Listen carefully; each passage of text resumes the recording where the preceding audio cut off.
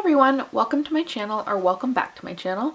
So today's video is going to be a beginner's 101 guide on where to start your journey in witchcraft. So this is the most common question I get in my inbox daily, and it's I don't know where to begin, I don't know how to start, how do I become a witch, how do I begin this journey or path. So in today's video I will give you some tips and tricks on how to start your journey into the path of the wise, the craft of the wise, or just witchcraft. So let's jump right in to how to get started into witchcraft. So the very first thing you want to do is decide you want to start walking this path or journey of witchcraft. You want to have a genuine interest in manifestation, intent, and spellcasting. So you must believe in magic for magic to work.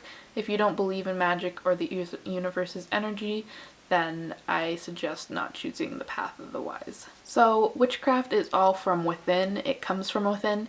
You do not need fancy tools or crafting works for you to practice witchcraft. All these items you see online are luxury add-on items to help enhance and give more substance to your craft. Of course, these items and tools are nice to have, but it's very expensive to go out and start buying all this stuff like candles and cauldrons and wands and divination tools and all that. All you need is yourself to practice witchcraft.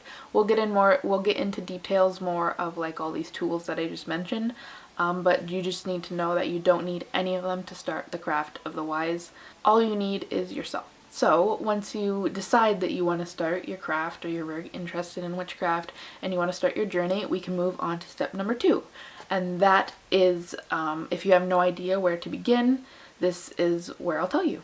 So there's all this stuff out there, like millions of things to do with witchcraft, and you have no idea where you want to start or where you want to focus. Research. Pull from within and find out what you have a deep interest in naturally. So do you love gardening, plant work, herb work, cooking, art, music, crystals, astrology?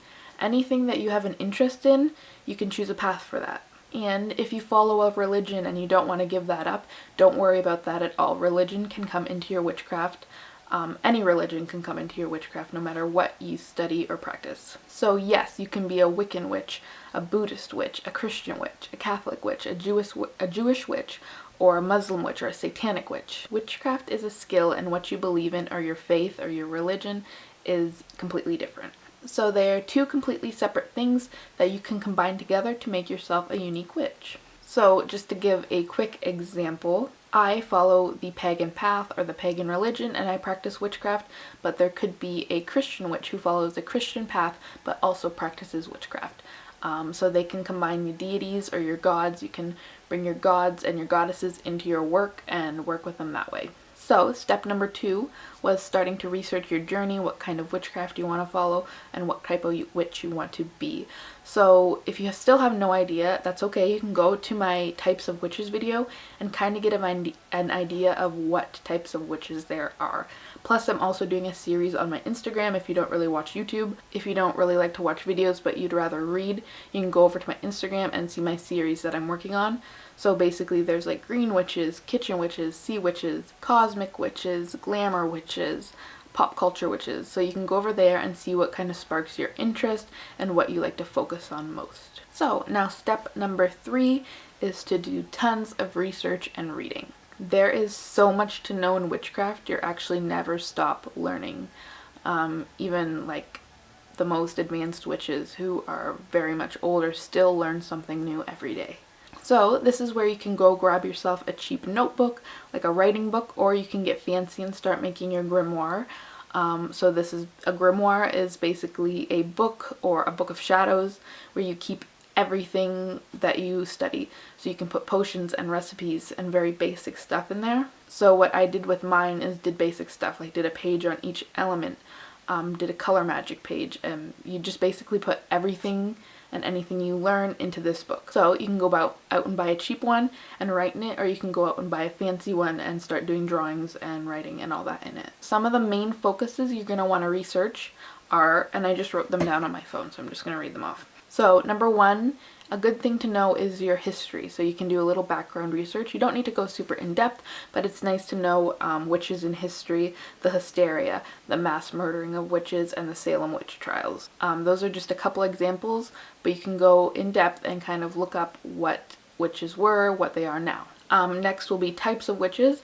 So that's basically what kind of witches are out there and the difference between religion and witchcraft and your cultural background. If you, like I said, if you don't know anything about that, you can go over to my 15 types of witches video and learn from there. So there's kind of 3 different ways people go about witches. So there's types of witches, your ethnic or your cultural background, and your religion.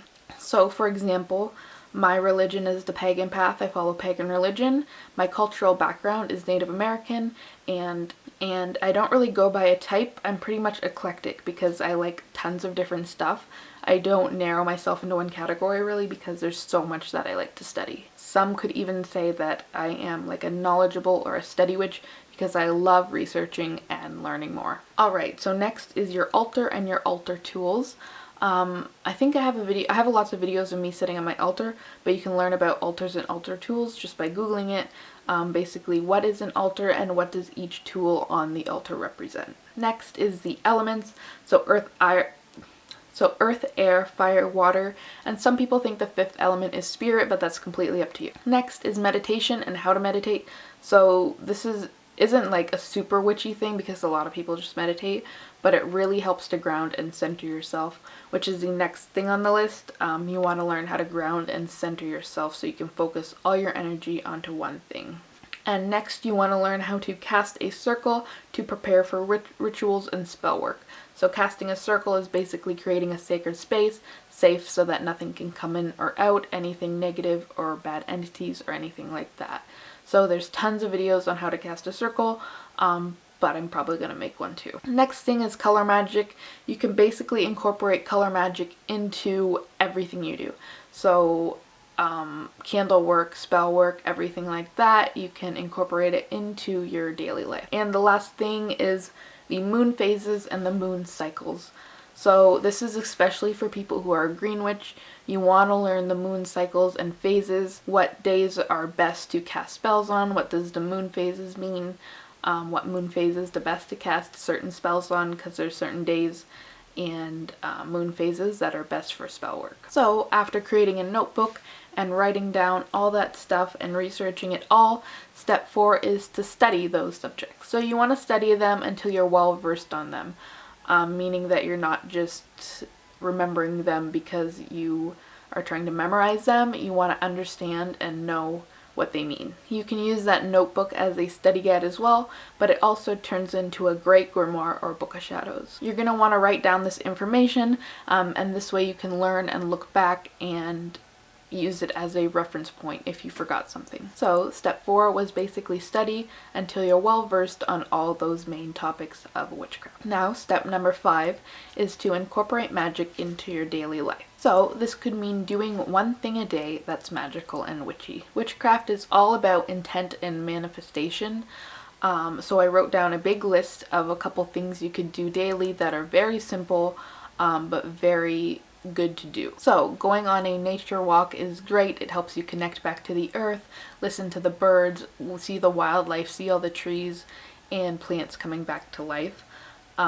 Witchcraft is very nature-based and energy related. Watering your plants and talking to them.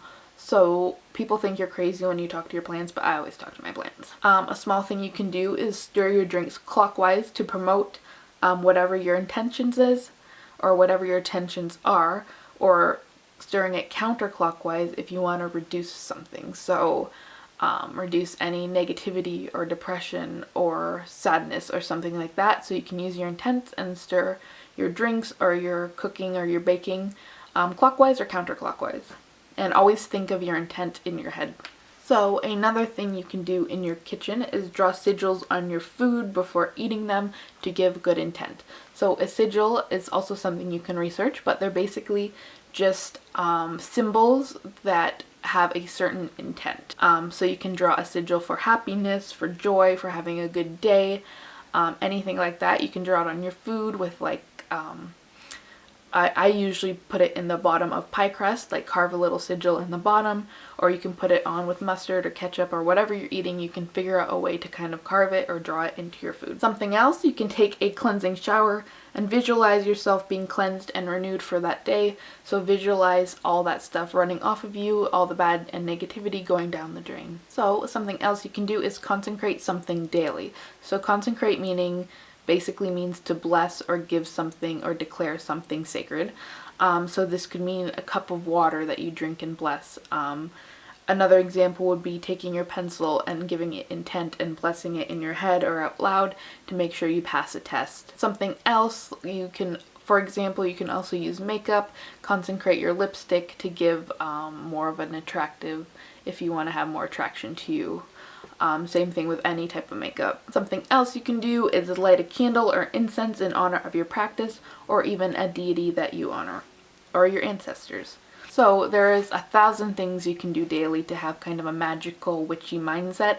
I give a lot of examples over on Witchy Tips on my Instagram, but you can even think of anything in your head. If you're doing a tiny task or doing something simple, just think, how can I make this magical? But your task as a beginner witch or a baby witch is to do one thing a day. So that is super easy. Always think, how can I turn this task into something witchy or give it a witchy intent? If you're watering your plants, consecrate the water or give it thanks or give it a certain purpose to give your plants a happy and healthy drink. This way, when you do something daily, it's basically almost spell work. You're giving the universe something to put up into the air.